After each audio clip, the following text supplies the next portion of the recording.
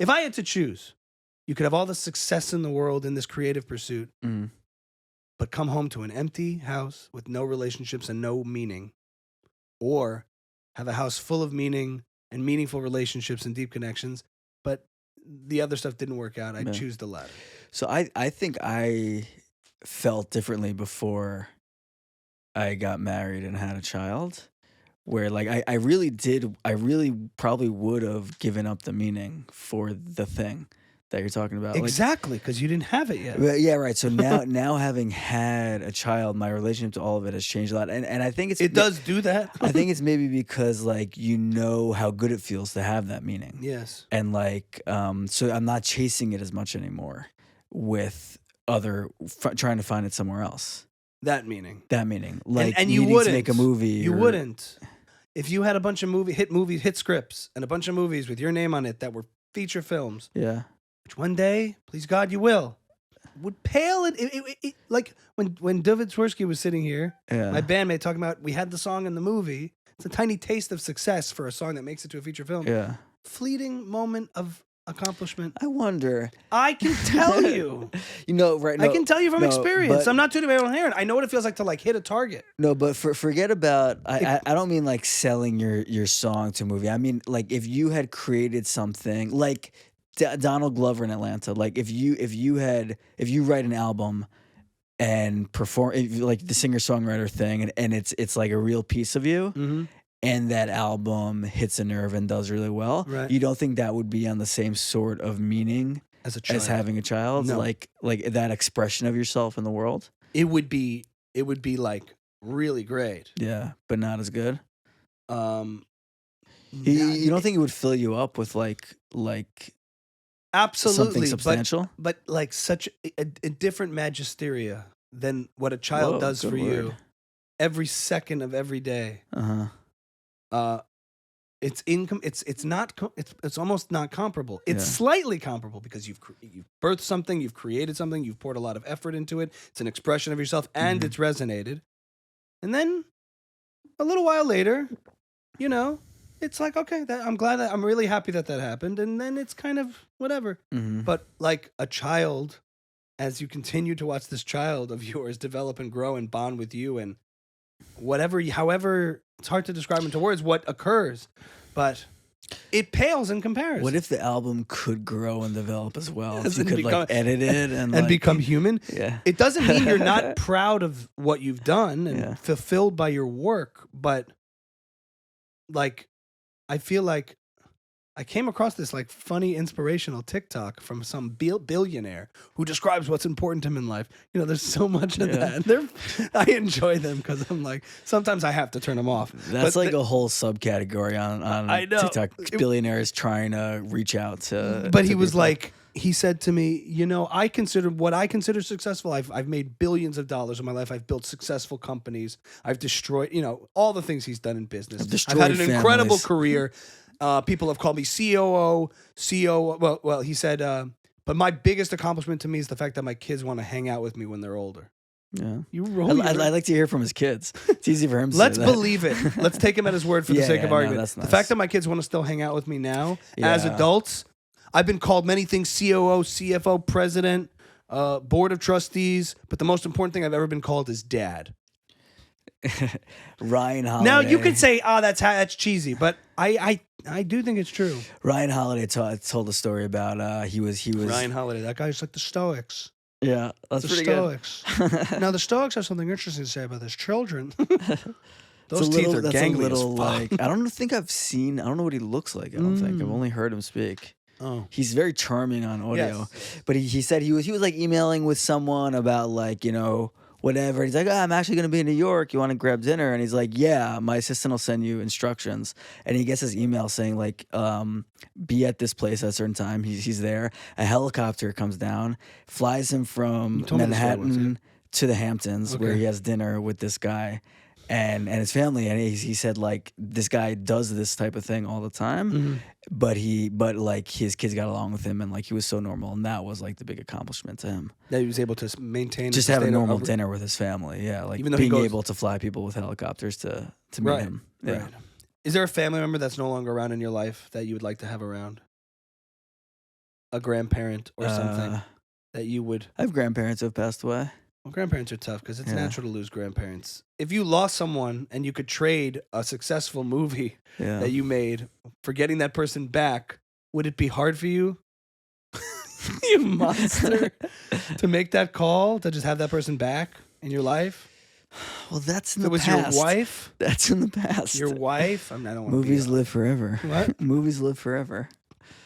You're a monster. No, but I had a lot of that. I mean, I'm like pretty much joking now, but I really like. I was that driven 3 years ago. I was Well, your that highest desperate for pursuit it. that you were oriented towards Yeah. was that, Yeah, and because you weren't married, and you didn't have children. yeah, I guess that makes. And I'm not saying this. yeah. That's That's true. a nice way to put it. That's Yeah. why you're right. Like I actually Yeah. think career is sort of one step below, maybe because you're spending so much time doing it, and that's like what you're expressing and impacting onto the world, Yeah. and what you're putting out of yourself and giving of yourself to is to career.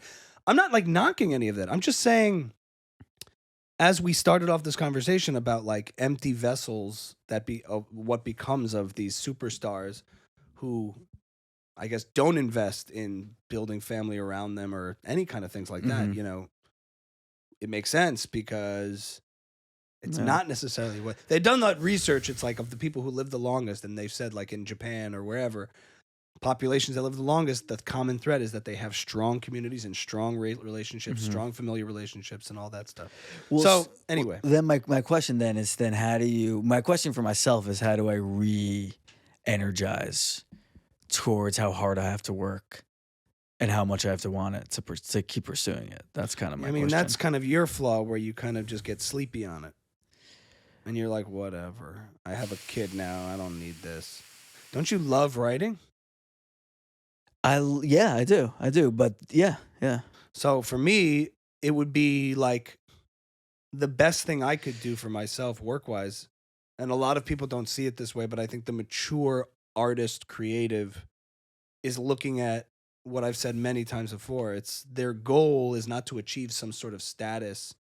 It's to do the thing they love doing and make money doing Right. it. And that's sort of a practical decision. Yeah. I want to be able to sustain myself so that I could write. Screenwriting is a very particular thing though, where inherent in it is like commerce, because it doesn't exist without money and it doesn't exist without like audience. I don't know. It's like Yeah. it's like a little bit. It's incomplete inherently. Yeah, it's a strange thing to do for its own sake, to just get up in the morning and write screenplays. It's a strange pursuit.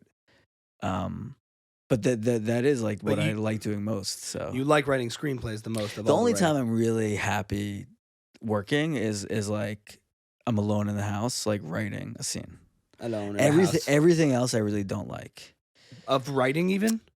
Yeah, of the meetings and the feedback and the editing and I like editing, but like anything else like that you have to do to get something made or to build a career, to build a business, is all annoying to me. I don't like any of it. What about really. writing other things besides screenplays? I thought that's what you Yeah, meant. writing. So I just mean me, like in the zone typing. Right. Like, I don't know. I mean, like, I assume there are people who like the networking and like the notes and the back and forth, and they like the sort of hock Maybe. and all that. Nah, but like There revisions. are people who like that. There may be. No, but like maybe I- maybe not revision specifically, but like all the everything else, the parties and the. I don't like that stuff.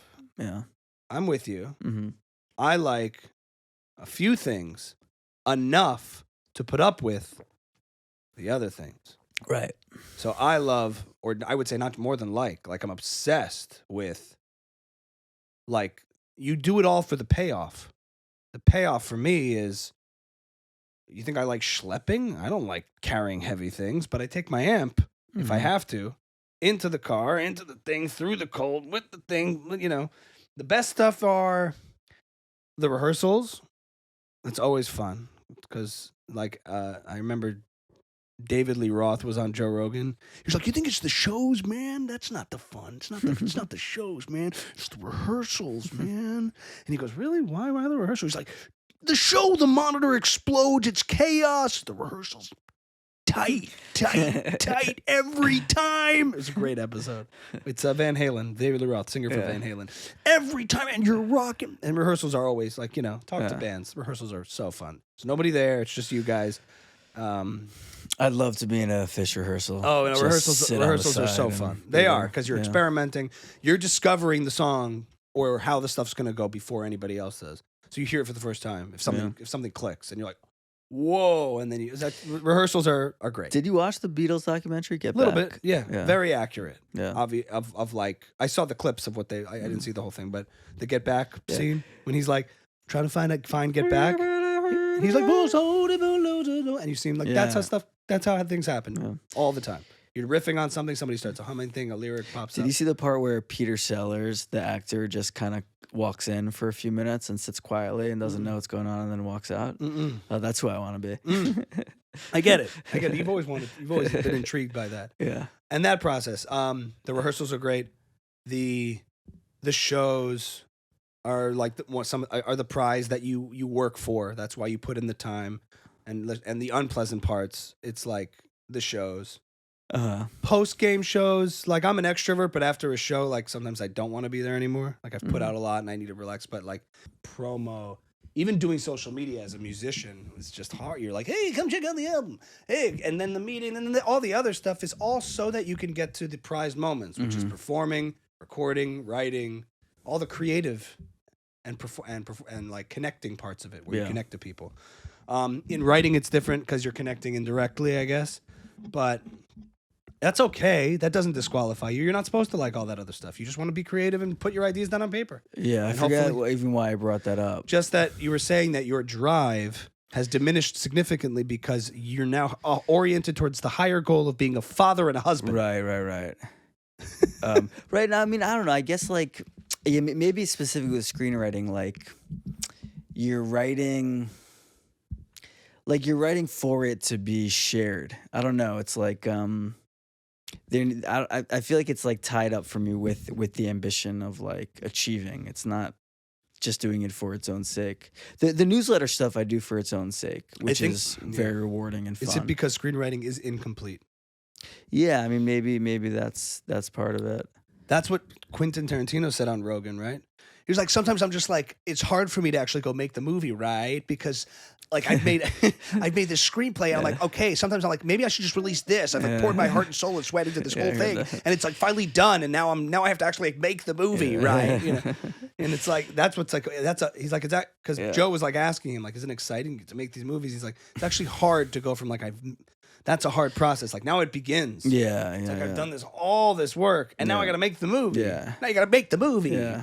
All right. Yeah. It's not right. It's all right. But it's like, I mean, when you write a novel, that is the complete. With screenwriting, it's like this, and then it's being projected like onto what it will look like. So it's like it's a 2-part, thing. I hear that, and that's what's frustrating, I guess, or leaving you always lacking. To do it, like you need to really want that second step also. That's what I'm asking. My question to you is the drive. Mm-hmm. You love writing and you love writing screenplays, but do you love making movies? Well, I only made one. In other words, you have to want that. Well, even if that's not your role, you have to want that for your work. Yeah. How bad? How bad do I want it now? Like I had this very clear thought a couple days ago where when I started pursuing, it had always been my dream to like write for TV or like movies. I was always fascinated by it, and I'd like read everything I could about it, et cetera, et cetera. Huh? When I like really decided like in earnest, this is something I want to do and something I think I can accomplish, it was like 2012 or 2013, which is like the peak of like the golden era of TV. Mm-hmm. And like it made sense at that point, and I wasn't crazy for thinking I had like a shot at it. If I had been working in finance, whatever, until today, and I quit, and I was like, all right, now I'm going to pursue that creative itch, would I want to write TV? If I like based on what I'm watching on TV now, like no, not really. I think it'd be insane to try to think you could write for TV now. starting off from scratch. It's crazy, and also TV's not even that great right now. So like, why would you even want to do it? What I think I would probably do is be like, I want to be a TikTok star. Like that's awesome. Like the funniest stuff is on TikTok. The best stuff is on TikTok. But you don't like performing on TikTok. I mean on video. that's the funny part of it. I've gotten so turned around that I think I've lost sense of like what I enjoy. Because the truth is, like, I think if I was just starting from scratch today, I think I would like try to make weird TikTok videos. And like, I don't know if I'd have the drive to like to work as hard as you need to do to make it work. But like, I see those guys on TikTok and I'm like I get you. And like, you would Which get me. guy? Like this guy, Will Angus that I sent you, like the weird, those weird The comedy, guy Everything Bagel, the guy who invented the Everything Bagel. that type of thing. Just Yeah. like where like 5 years ago there was nowhere for that guy, and now he has 1 million followers and he gets to make stuff that's weird and cool. I guess the question is, the Gary V in me Hmm is saying, why don't you make that? Yeah, so It's here now, and so are you. I'm asking myself that question now. Do those. Of like, why don't I do that? And I should, and I think, I think, yeah, I should. I heard that Mr. and the B- newsletter thing I heard Mr. together.